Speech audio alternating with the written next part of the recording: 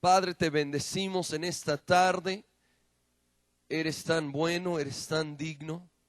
Y yo pido, Santo Espíritu, que tú vengas y que hables a nuestras vidas, que hables a nuestras mentes y corazones. Tu palabra, Señor. En el nombre de Jesús. Amén. Isaías 53:6 nos dice lo siguiente: todos nosotros nos descarriamos como ovejas, cada cual se apartó por su camino. La Biblia en muchas ocasiones nos compara a ovejas, y aquí específicamente dice que nos descarriamos como ovejas. ¿Por qué dice esto? Porque las ovejas, como el animal en sí, por naturaleza tiende a descarriarse, tiende a no ser precisamente el más obediente.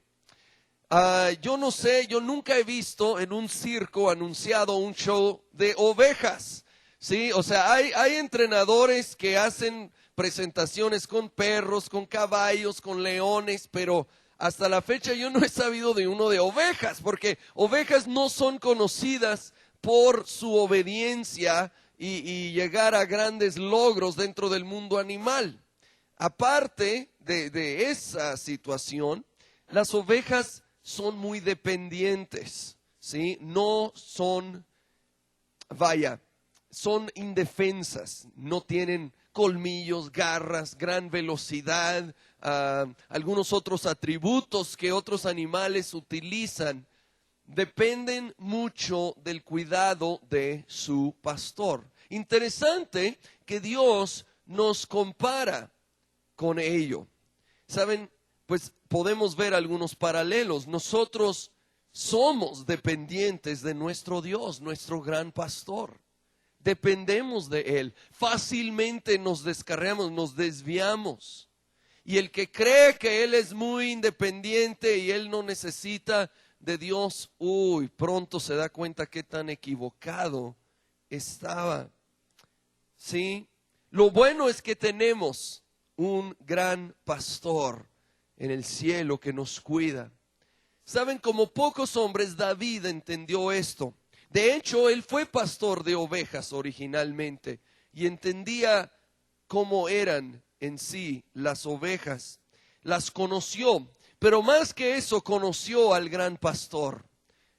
Tenía una relación tan íntima con Dios. Entonces fue el instrumento ideal que Dios escogió para poner unas palabras que han impactado y bendecido a multitudes a través de los siglos, a través de los salmos. Dios inspiró a David a escribir palabras que de nuevo nos han tocado, nos han bendecido. Y un salmo en particular es probablemente el más conocido y nombrado de todos, el Salmo 23, que nos habla acerca de la situación entre el pastor y las ovejas. Yo quiero el día de hoy considerar algunas palabras que ya son conocidas para nosotros del Salmo 23, pero que siempre serán de gran bendición cuando meditamos en ellas más cuidadosamente. Así que si quieren abrir sus Biblias al Salmo 23, o bien estaremos viendo aquí en las pantallas. Empieza, como yo creo todos aquí saben, Jehová es mi pastor, o algunas versiones, el Señor es mi pastor, nada me faltará. Nada me faltará. El Señor es mi pastor.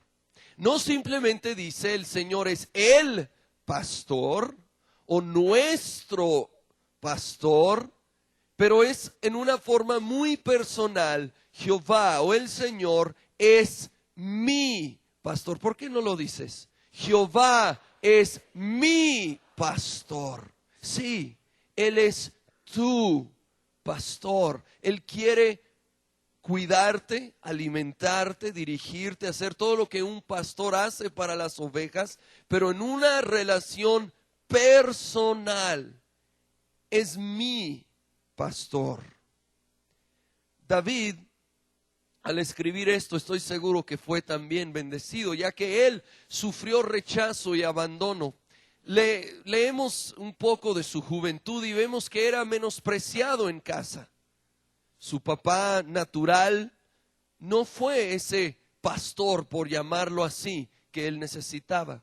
Después el rey Saúl, que fue casi como un padre adoptivo, tampoco fue un buen padre adoptivo o espiritual, un buen pastor para David, porque también él no solo lo menospreció, empezó a querer matarlo.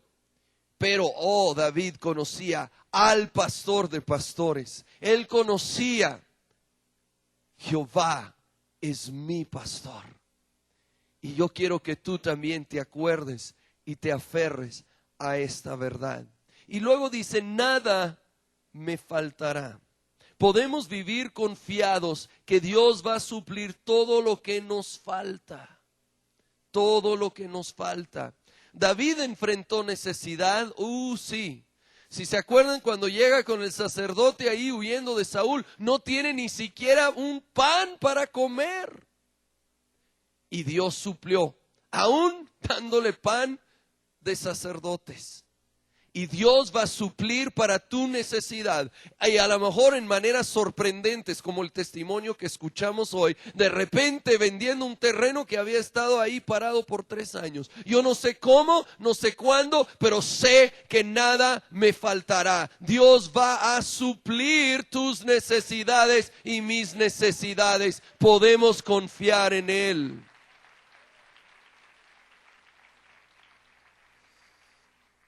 Dios inspiró a David a escribirlo en el Salmo 37, versículo 25. Hace esta declaración, esta promesa para nosotros. Joven fui y he envejecido y no he visto justo desamparado, ni su descendencia que mendigue pan. Al pasar los años, David siguió viendo la fidelidad de Dios. Y esto es promesa para nosotros. No habrá justo desamparado, ni su descendencia que mendigue pan. Jehová es mi pastor y nada me faltará. Ahora, esto es una promesa de provisión, pero más que esto, no solo de provisión material, nada en ningún área de la vida me va a faltar. A veces nos imaginamos y nos enfocamos tanto en lo material que no entendemos esto y de repente estamos pasando por un tiempo de escasez, no hay abundancia y no estamos entendiendo todo lo que implica y significa este pasaje. Debemos entender que lo que tenemos en Dios es mucho más que lo que nos falta en la tierra. Lo que tenemos en nuestra relación con Dios es mucho más que lo que nos puede faltar en la tierra. Un puritano estaba dando gracias a Dios por los alimentos. No más que los alimentos en ese momento solo era pan y agua. Era todo lo que había. Pero él entendía que tenía mucho más en Dios. Por lo cual él dijo, tengo todo esto y Jesús también. Él entendió que nada le hacía falta al tener a Dios. Ahora, Dios quiere derramar abundancia sobre nosotros, por supuesto. Pero necesitamos entender que aún en esos momentos de falta, realmente nada me faltará. Él es fiel, Él estará allí con nosotros. Y necesitamos tener un corazón agradecido, una actitud de agradecimiento a Dios por todas las bendiciones que Él ha derramado en nuestra vida. Mira, la tendencia humana es enfocarse en lo negativo, en ver la falta. Me falta esto, me falta aquello, y perder de vista todas las bendiciones que sí tenemos. Al saber que esto es la tendencia humana, tenemos que ir en contra de ello y enfocarnos en lo que sí tenemos, en lo que Dios nos ha dado y darle gracias. Leí acerca de un hombre llamado Doug McKnight. A él le dio esclerosis múltiple, perdió su trabajo, perdió luego la habilidad de caminar, perdió la habilidad de alimentarse a sí mismo. Sus amigos de la congregación estaban preocupados por él, que iba a caer en profunda depresión. Y de hecho tenía sus luchas, por supuesto. Por lo cual sus amigos le dijeron: haznos una lista de todas tus peticiones de oración para que te estemos apoyando en oración. ¿Cuál fue su sorpresa cuando les da la lista? Contiene 6 peticiones de oración de necesidad y 18 declaraciones de agradecimiento a Dios por bendiciones que había en su vida. 3 veces más dando gracias a Dios que pidiendo a pesar de sus circunstancias. ¿Qué tal si nosotros adoptamos esa mentalidad, esa actitud de decir: sí, me falta esto y voy a orar por ello, pero a la vez voy a dar gracias por las muchas bendiciones que hay en mi vida y voy a saber: Jehová es mi pastor y nada me faltará, y voy a vivir en victoria? Dele gloria a Él.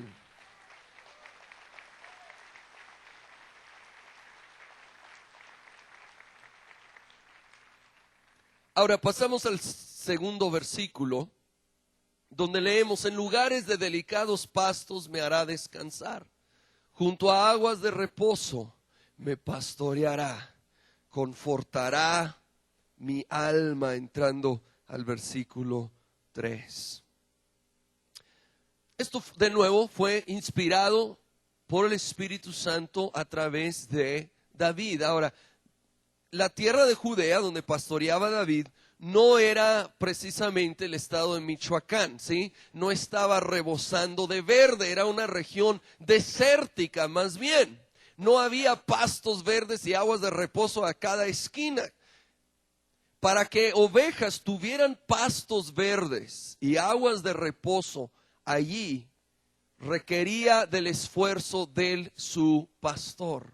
El pastor tenía que encontrarlas. De hecho, a veces sabemos que el mismo pastor tenía que volverse campesino y tratar la tierra, trabajarla, sacar las piedras, prepararlo para que brotara pasto verde.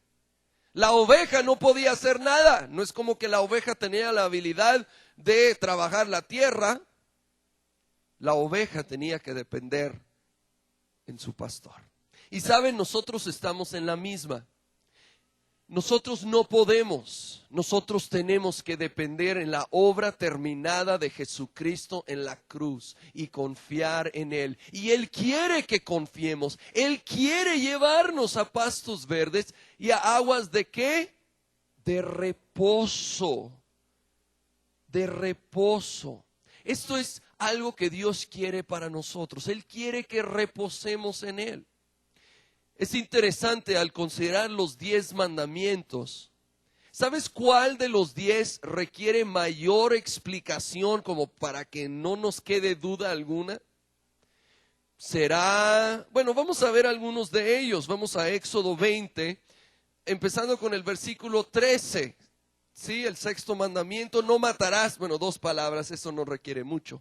No cometerás adulterio, 3 palabras. No hurtarás, 2 palabras. No hablarás contra tu prójimo falso testimonio, 7 palabras. Breves, no requieren mucha explicación. El último, de no codiciar, un poco más, pero sigue siendo un solo versículo. Pero, fíjense, vamos al versículo 8. Acuérdate del día de reposo para santificarlo. Pero Dios no se quedó ahí.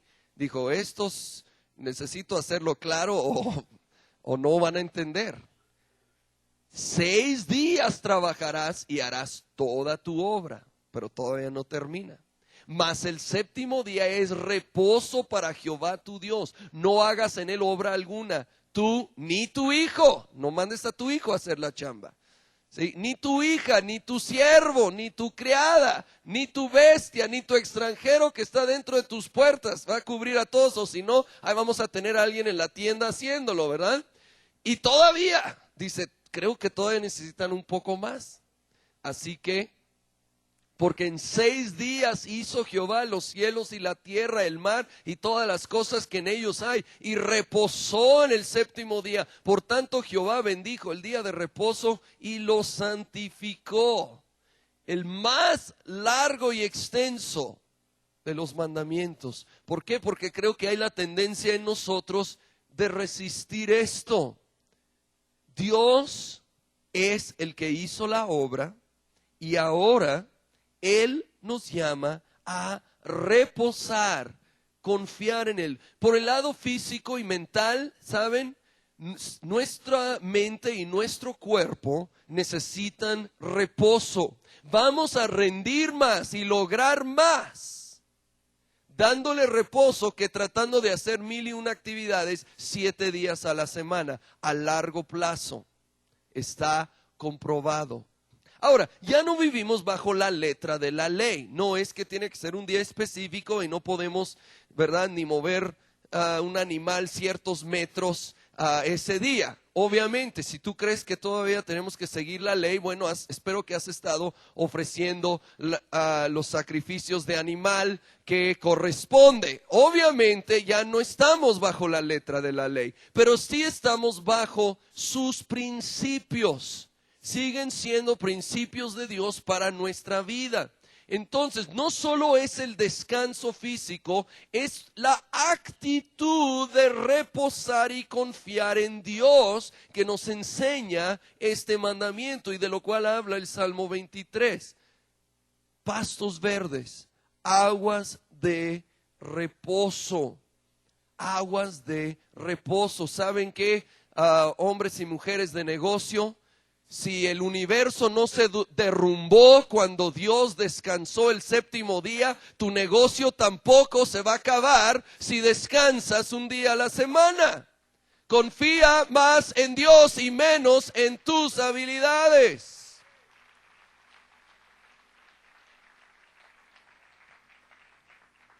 Hay una empresa en Estados Unidos de mucho éxito. Si vas a casi cualquier centro comercial de ahí vas a hallar un Chick-fil-A y te lo recomiendo, tienen muy buenos productos de pollo. El dueño es cristiano, así que no vayas a ir en domingo porque nunca hallarás un Chick-fil-A abierto en domingo. En todo el país su política es cerrar, a pesar de que el domingo en los centros comerciales sería uno de los días de más ventas. Está cerrado y tiene un anuncio puesto, yo lo he visto varias veces. Estamos cerrados para que nuestros empleados vayan a la iglesia y descansen con su familia. Y ha sido grandemente prosperado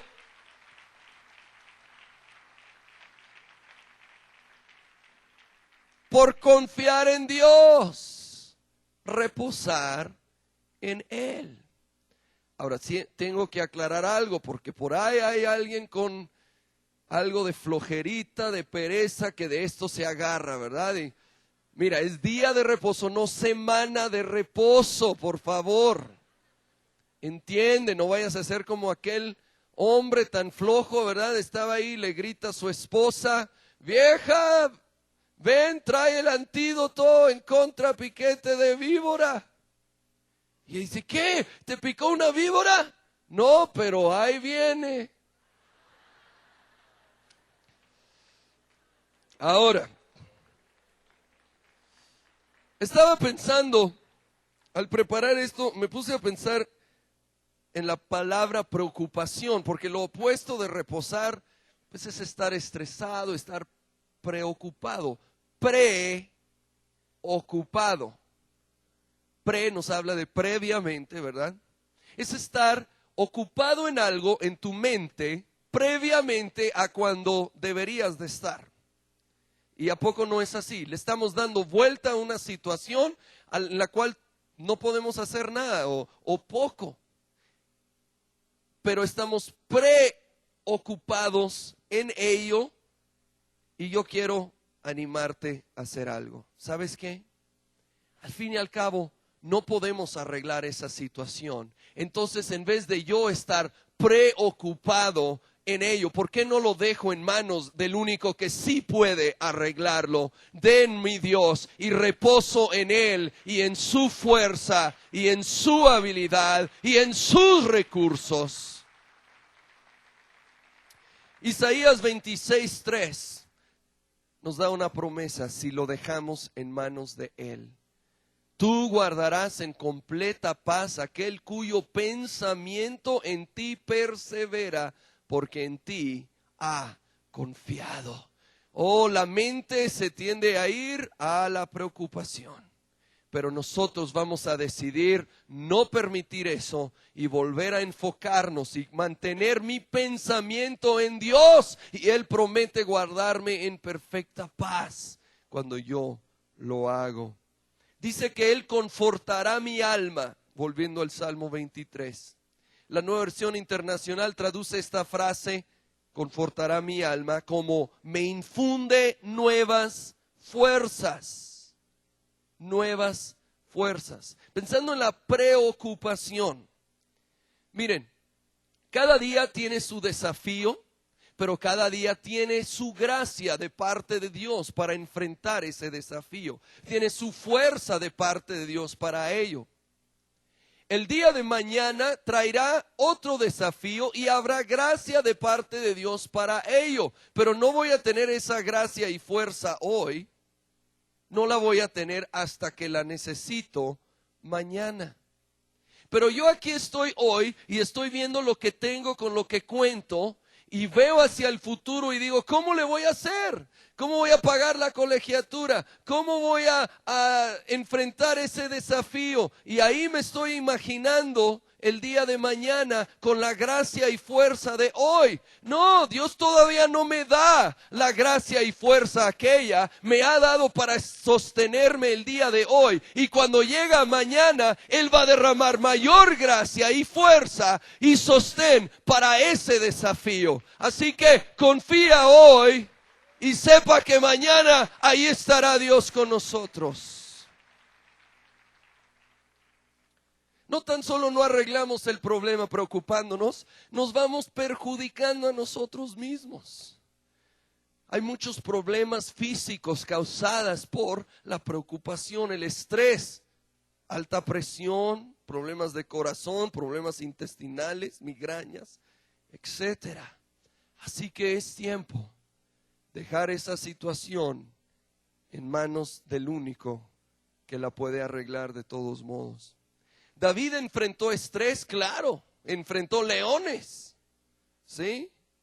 Suegras, tuvo varias esposas, ¿verdad? Osos, filisteos, un gigante, un rey obsesionado con matarlo.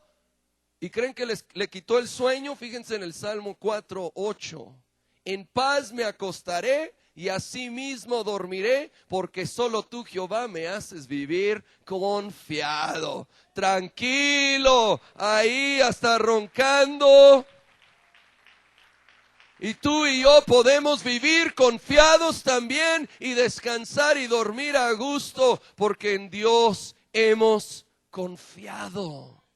En Dios hemos confiado. Volviendo al Salmo 23, continuamos. La siguiente declaración es: me guiará por sendas de justicia por amor de su nombre. Por amor de su nombre. Para que el nombre de nuestro Dios sea exaltado, Él nos guía por sendas de justicia. Por el camino recto. Nos corresponde a nosotros seguirle. Así como las ovejas, el pastor no los dirigía con gritos y golpes, el pastor iba caminando por delante y las ovejas seguían esa senda que él iba marcando. Nuestro Señor nos va marcando una senda de justicia, de rectitud que nosotros debemos de caminar. Cuando nos salimos de ella, cuando vivimos por la carne, por el egoísmo, no traemos gloria a su nombre. Por amor de su nombre, vivamos en rectitud.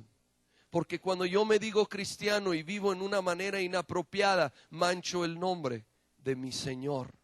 Así que por amor de su nombre, caminemos en las sendas de justicia que Él ha marcado para nosotros. Nos guía a través de su palabra, la Biblia.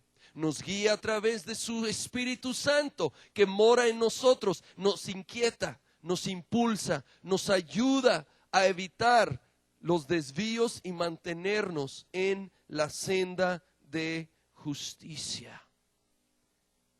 Jesús fue ese gran pastor para nosotros. Él caminó por senda de justicia. Él no hubo pecado en él. Él enfrentó y venció la tentación y luego caminó por una senda que se llama la vía dolorosa, el camino hacia la cruz. Y por ese camino caminó nuestro Señor, y allí en la cruz venció el pecado y la maldad para siempre.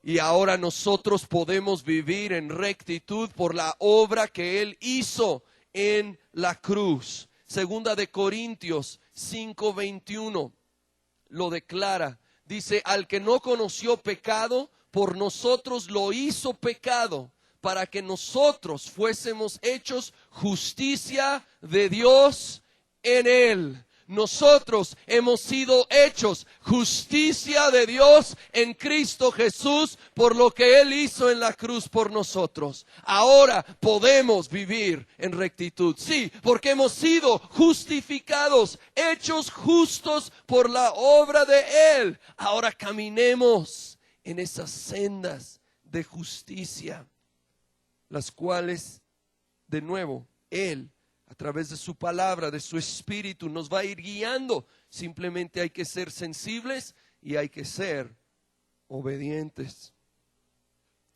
El versículo 4, que es el último que vamos a ver el día de hoy, del Salmo 23, después veremos la segunda mitad del capítulo.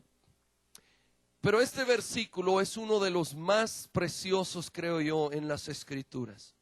De más fuerza, de más ánimo. Aunque ande en valle de sombra de muerte, no temeré mal alguno, porque tú estarás conmigo. Tu vara y tu cayado me infundirán aliento.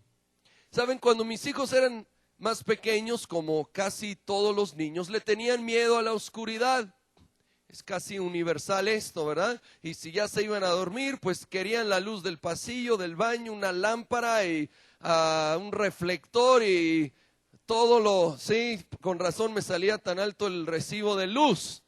Pero había algo que cambiaba todo eso. Había algo que les quitaba el miedo a la oscuridad, y es si yo estaba ahí con ellos. Si papá estaba presente, ya no daba miedo. Y aquí tenemos la promesa de aunque ande en valle de sombra de muerte, no temeré mal alguno. ¿Por qué? Porque tú estarás conmigo. Nuestro Padre Celestial está con nosotros en medio de toda crisis, de todo peligro, de toda situación difícil. Él promete estar ahí contigo y conmigo. No tenemos de qué temer. David enfrentó sus valles, oh sí. Como he mencionado, algunos peligros, pero el más grande fue el rey Saúl. Él tuvo que huir y esconderse por casi 10 años de un rey y un ejército buscando matarlo. No podía ir con su familia y si recordamos, realmente su padre natural no lo había recibido y amado apropiadamente. En el Salmo 27:10, David escribe: aunque mi padre y mi madre me dejaran, con todo Jehová me recogerá. Y sabes, si tú de repente te sientes abandonado o solo, yo quiero que recuerdes, el Señor no se ha olvidado de ti y Él te va a recoger, Él te va a proteger. Confía plenamente en Dios.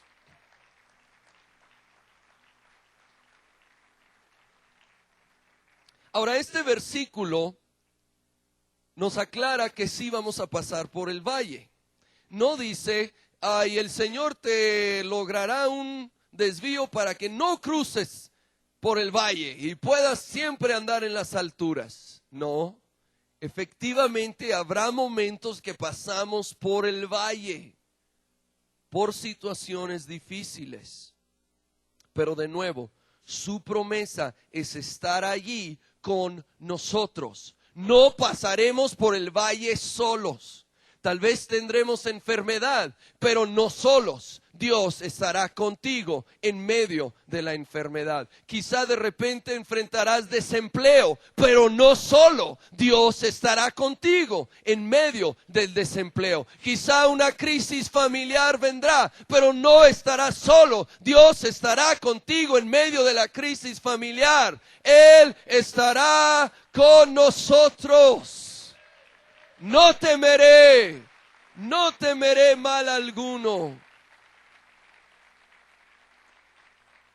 Aún la misma muerte. Dice el valle de la sombra de muerte. Leí algo que me bendijo mucho y espero que te vaya a bendecir a ti también.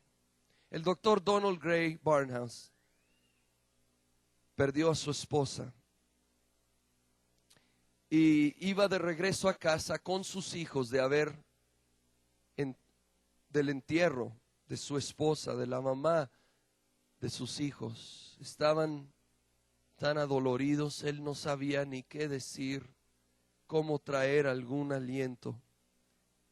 Y en lo que iban manejando, un tráiler los empezó a rebasar y la sombra del tráiler cubrió su carro y el Señor le dio una palabra. Voltea con los hijos y les dice: hijos, ¿prefieren que pase por encima de nosotros un tráiler o la sombra del tráiler? Los hijos dicen: papá, por favor. Obviamente la sombra realmente no nos puede hacer daño. Y él les dijo: pues ¿saben qué? Hace 2000 años el tráiler de la muerte pasó por encima de Jesús. Y por eso ahora solo la sombra puede pasar por encima de nosotros. Oh sí, porque ahora tenemos vida eterna asegurada en Él. Y ahora solamente es la sombra terrenal, porque la verdadera vida está ahí en el cielo. Oh, dele gloria a Dios, Él es digno.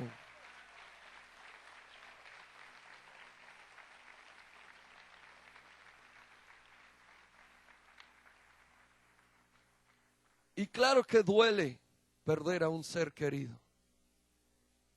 Pero si estamos agarrados de su palabra y sabemos, es solo la sombra. Es solo la sombra. Es algo momentáneo, terrenal. Pronto estaremos juntos por toda la eternidad. Entonces podemos vivir confiadamente, aunque ande en valle de sombra de muerte. No temeré mal alguno, porque tú estarás conmigo. Y podemos vivir en confianza aún en los momentos más difíciles. Termina el versículo diciendo: su vara y su cayado me infundirán aliento.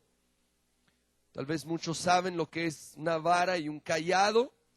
No es la misma cosa. La vara es básicamente un palo, ¿sí?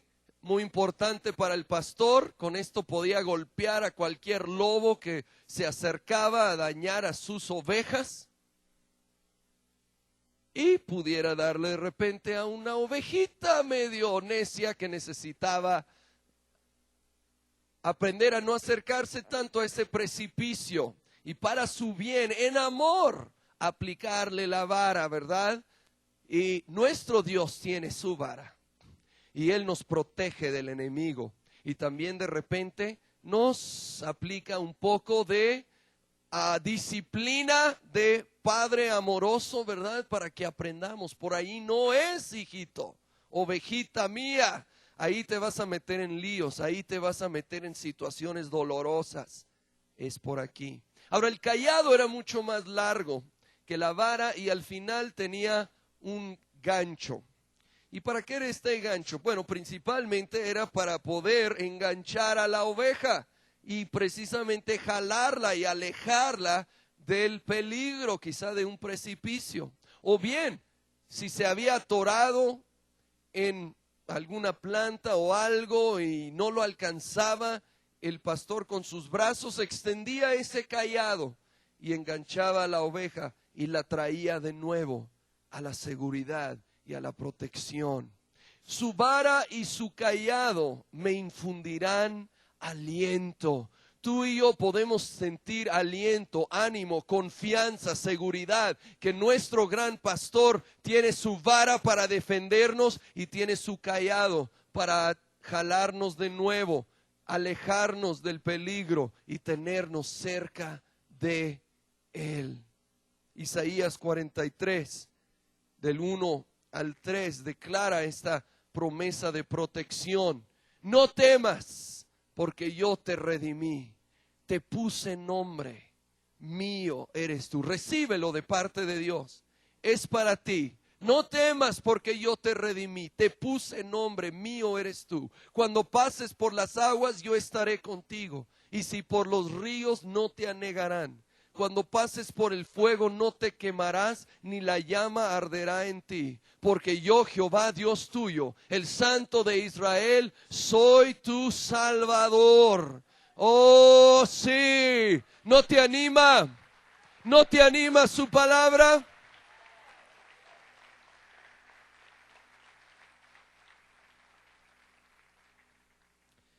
Termino hoy con la historia verídica de un capellán francés que para preparar a los soldados, animarlos antes de la batalla, les enseñaba el Salmo 23 y tomaba las primeras palabras y decía, mira, para que nunca se te olvide, el Señor es mi pastor, dilas señalando un dedo en tu mano. El Señor es mi pastor. El Señor es mi pastor. Y si estás en una situación donde ni siquiera puedes hablar, simplemente aquí al lado puedes, tocando, recordar, el Señor es mi pastor. Dijo, pero sobre todo él enfatizaba la palabra mi con el dedo índice. Mi pastor, como mencionamos al principio de la plática. No solo el pastor en general, no solo nuestro pastor de muchos, mi pastor. Y lo enfatizó y enfatizó a esos jóvenes soldados. Pues después de una batalla, hallaron a uno de ellos, de estos jóvenes que estaban con ese capellán muerto. Pero algo muy interesante, con una mano estaba agarrado de su dedo índice, donde se ve que él se había agarrado literalmente de esa promesa en sus últimos momentos de vida. El Señor es mi pastor. Y él sabía y estaba preparado para ese momento. Ahora la pregunta es, antes de ir a casa en este día, ¿es tu pastor? ¿Es tu Señor? Mira, Jesucristo es el Señor, por supuesto, pero eso no es suficiente. No es suficiente que Él sea el Señor del universo. Él tiene que ser tu Señor. Tú tienes que haberlo hecho el Señor de tu vida, tu pastor. Y eso nadie más lo puede hacer por ti. Tu familia, aunque hayan sido seguidores de Jesucristo, no pueden hacerlo. Tu pastor.